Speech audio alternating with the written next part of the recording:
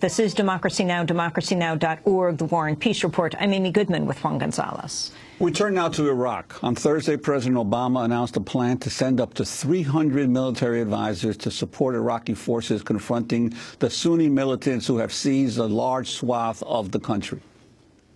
States will continue to increase our support to Iraqi security forces. We're prepared to create joint operations centers in Baghdad and northern Iraq to share intelligence and coordinate planning to confront the terrorist threat of ISIL. And through our new Counterterrorism Partnership Fund, we're prepared to work with Congress to provide additional equipment. We have had advisors in Iraq through our embassy, and we're prepared to send a small number of additional American military advisors, up to 300, to assess how we can best train, advise, and support Iraqi security forces going forward.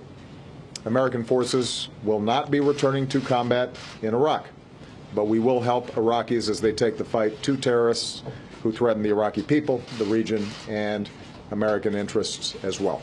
For more on Iraq, we go to Capitol Hill, where we're joined by Congressmember Colleen Hanabusa. She is a Democrat from Hawaii, member of the House Armed Services Committee, introduced an amendment this week that would prevent President Obama from deploying troops to Iraq without congressional approval. Congressmember Hanabusa, welcome to Democracy Now! Can you explain exactly what your amendment says, and how would that apply to the announcement that President Obama has just made of sending at least 300 military advisors there? Hi, good morning, and thank you for having me on Democracy Now!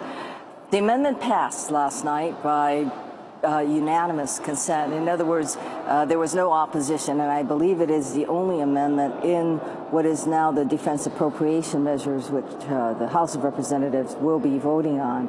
What it says is, as you know, the President invoked the War Powers Resolution, which has in it certain conditions. So he has, for a period of time, the ability to do as he has done.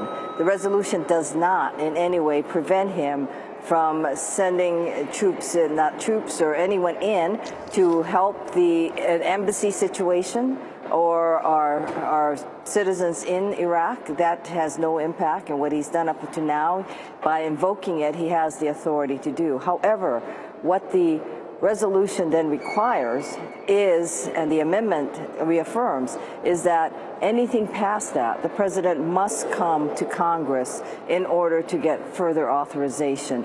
And this amendment says that he cannot use any funds, so no funds shall be used in a situation where the president has not complied with the War Powers Resolution.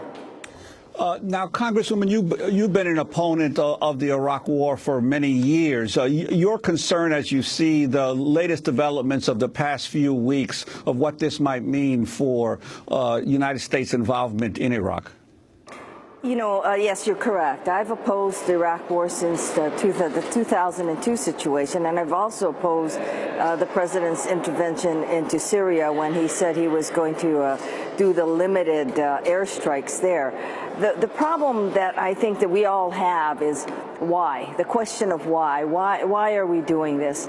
We do know, and the fact that I believe the president has invoked the War Powers Resolution than simply doing the AUMF, the Authorized Use of Military Force, which is specific for Iraq and Afghanistan, that says to me that he realizes that it is delinked from 9/11. So what we are doing now is that we are intervening into a sectarian civil war.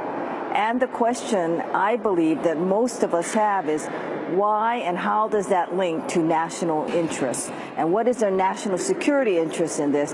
And in addition to that, will this be construed as taking a side in one of the three sectarian-related groups that there is in Iraq?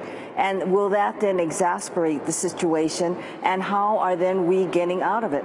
But the real question that we've always had from the time we intervened the first time into Iraq and went in under the guise of, we knew that there were weapons of mass destruction, which then turned to be false, is what is the end game? What is it that we intend to achieve? What is it that we want? What is it, or how do we leave a situation like that? But I think more importantly, the American people want to know why.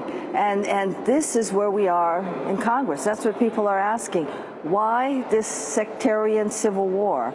Why are we going in?